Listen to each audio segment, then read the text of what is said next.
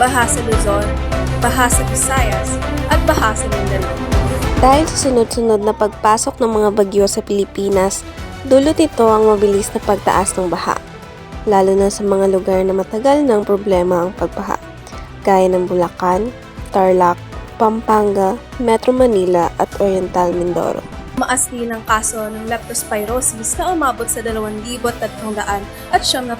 na kaso sa loob lamang ng isang buwan.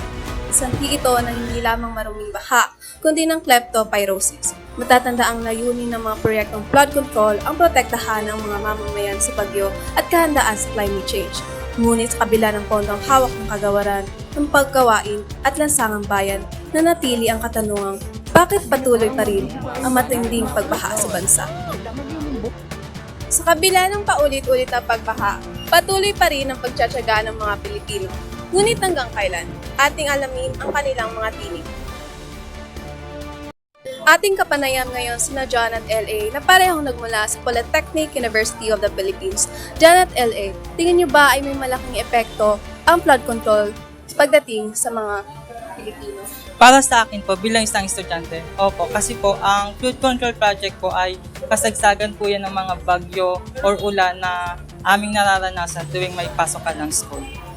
Ganon din po sa akin bilang isang commuter kasi kailangan po namin pumunta ng lugar gamit yung mga public transportation tapos ganon yung madadatnan namin sa kalsada na baha and grabe yung provision nito sa amin. Tunay nga malaki ang epekto ng mga palpak na proyekto sa Pilipinas. Atin naman tanungin si Mang Pedro, isang tricycle driver.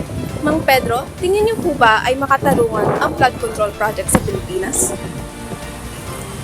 Sa totoo lang, sa nangyayari ngayon sa ating bansa, hindi ko talaga masasabing makatarungan yung mga ghost flood control project na yan.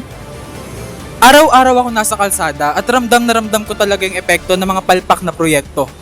Minsan nga hindi ko na mahatid yung mga pasahero ko dahil abot na ng tricycle ko yung baha eh. Siyang tunay nga na walang makitang katarungan sa mga sinasabing flood control project sa Pilipinas na ngayon ay naging multo na. Nagbabayad kami mamamayan ng tamang buwis, ngunit sa aming nararanasan at nakikita ay hindi ito napupunta sa magandang serbisyo para sa bayan. At ang mga pondo para sa bayan, nasaan? Bakit tila sa bulsa ng mga garang blusa ng korupsyon nauuni? Patuloy ang pagyaman ng mga korap at patuloy ang paghirap namin nagabayad ng tama. Karapatan nating mga Pilipino ang manirahan sa bansa ng komportable at hindi pinagkakaitan nito. Ginoong Jason, tingin niyo po ba sino ang dapat managot sa issue pagdating dito? Sa tingin ko, dapat managot ang mga contractor na nagpatupad ng substandard projects.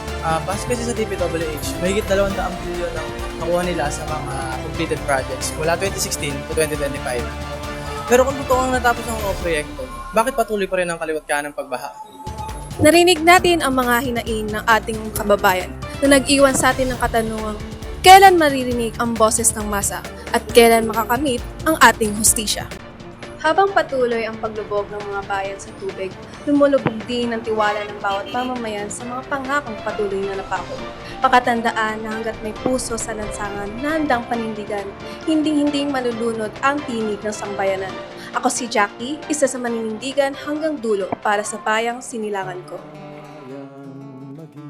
Duyan ka ng magiting sa manlulupig. Di ka pasisigit. Boses ng masa ay mananatili. Di kailanman magagawa. Sa dibdib mo'y buhay.